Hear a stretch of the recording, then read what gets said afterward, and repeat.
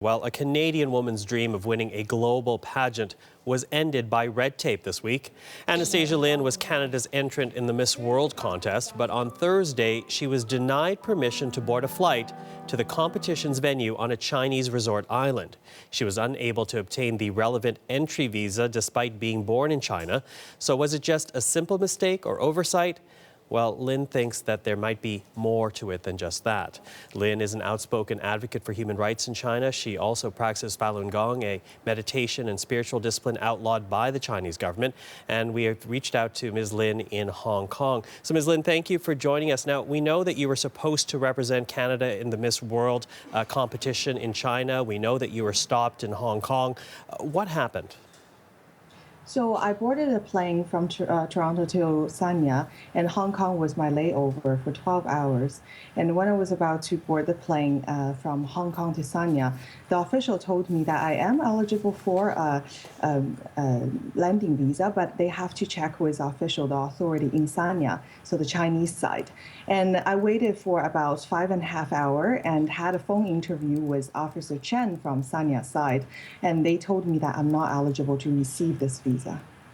Now, you came to Canada when you were 13, but you still have family in China. How have they been affected by your criticism of the Chinese government? Right after I was crowned, I received text message from my father indicating that he has been approached by the security force, pressuring him to silence me abroad.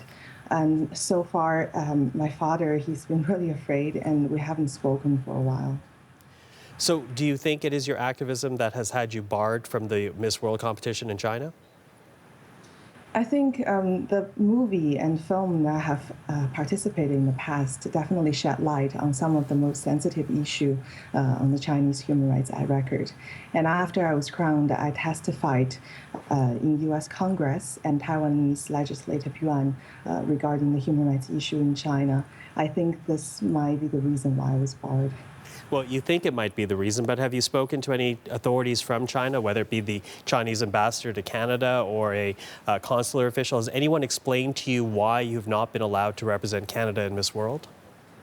No, I have not received any official reason or explanation to why this visa was denied or why I was being declared persona non grata by the Chinese embassy.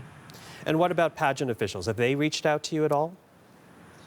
They have reached out before the pageant started last week, and they told me that they asked the Chinese authority to send me this invitation letter, but no response. And they offered me a spot in next year's competition. So they've offered you a spot in next year's competition. Does that mean then you would still represent Canada, or you'd be a special contestant? They told me that I would be representing Canada, but I'm still considering this offer. So you're still considering that offer. I wonder, though, had you been allowed to the resort island in China where the pageant is taking place, would you have actually made a statement criticizing the Chinese government's stance on human rights? I think my platform so far has been, I want to advocate for the freedom of conscience. Regardless of people's belief or views on different things, I want them to be able to think freely and choose for themselves, be who they are.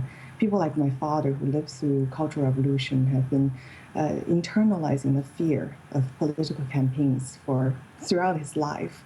And right now he's not even daring to speak to his daughter. I think that has to be changed. I want them to be able to choose for themselves. And I think that is why the Chinese government might be quite afraid to see me on Chinese television speaking to the Chinese audience. But for myself, my only plan was to participate in the pageant and represent Canada. So what happens next? And I know, as you say, the Miss World pageant says that you will be allowed to compete in the next pageant. What does it mean for your next steps? What are you going to do between now and then regarding your political activism? I wouldn't consider myself a political activist. I'm an actress. And so far what I've been doing is where I'm trying to stay true to my conscience. And also Canada has inspired me to really speak for myself and speak up for what I believe right.